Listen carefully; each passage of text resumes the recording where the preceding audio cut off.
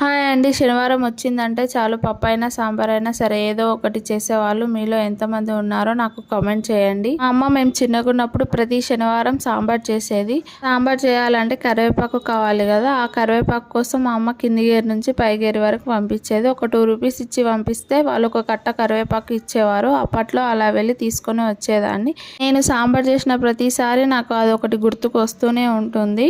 మీకు అలాంటి మెమరీస్ ఏవైనా ఉంటే నాకు కామెంట్ చేయండి, మాట్లాడుకుందాం. మా అమ్మ చేసే సాంబార్లో పచ్చిమిర్చి వేసి సాంబార్ చేసేది, చాలా టేస్టీగా వచ్చేది. ఆ సాంబార్ని నేను ఇంకో వీడియోలో షేర్ చేస్తాను. నేను సాంబార్ చేశానంటే దానికి కాంబినేషన్గా మార్నింగ్ టిఫిన్ ఇడ్లీ ఖచ్చితంగా చేస్తాను, లేదంటే 3 పూటలు అన్నమే తినాల్సి వస్తుంది. కాబట్టి నాలాగా మీలో ఎవరైనా చేస్తారో చేస్తే కామెంట్ చేయండి. ఒకప్పుడు సాంబార్ చేయాలంటే అన్ని కూరగాయలు ఉంటే తప్ప అస్సలు సాంబార్ చేసేదాన్ని కాదు. ఈ టైప్లో ఒక్కసారి ట్రై చేశాను, చాలా టేస్టీగా వచ్చింది. ఈ సాంబార్లో నేను బూడిద గుమ్మడికాయ వేసి చేశాను. మీలో ఎవరైనా బూడిద గుమ్మడికాయ వేసుకొని సాంబార్ చేస్తారా? చేస్తే నాకు కామెంట్ చేయండి. నేను సెకండ్ టైం చేయడం చాలా బాగా వచ్చింది ఫస్ట్ టైం చేసినప్పుడు, కాబట్టి ఇప్పుడు కూడా సేమ్ యాజ్ ఇట్ ఈజ్ అదే ప్రొసీజర్ని ఫాలో అయ్యాను. ఈ ప్రాసెస్లోకి వెళ్తే ముందుగా పప్పు నానబెట్టుకొని ఉడకపెట్టేటప్పుడు దాంట్లో ఉప్పు, పసుపు, నూనె వేసుకొని ఉడికించాను. తర్వాత ఉల్లిపాయలు, టమాటాలు, పచ్చిమిరపకాయలు, బూడిద గుమ్మడికాయ అన్నీ కట్ చేసుకొని పక్కకు పెట్టుకున్నాను.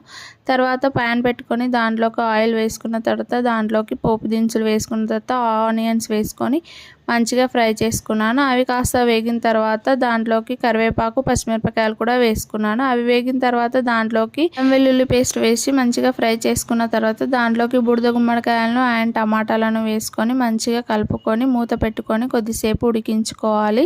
మూత తీసిన తర్వాత మంచిగా మిక్స్ చేసుకొని దాంట్లోకి పసుపు, ఉప్పు, కారం వేసుకొని ఇందులోనే ధనియాల పొడిని, సాంబార్ పొడిని కూడా వేసుకొని మంచిగా మిక్స్ చేసుకొని ఒక 2 మినిట్స్ ఉడికించుకోవాలి.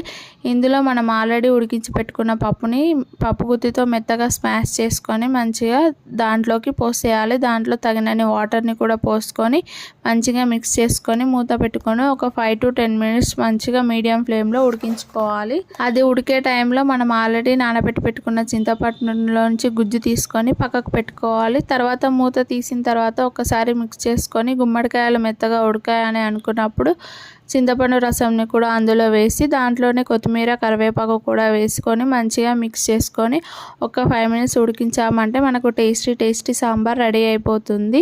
ఎంతమంది సేమ్ నాలాగే సాంబార్ చేస్తారో కూడా నాకు కామెంట్ చేయడం మర్చిపోకండి.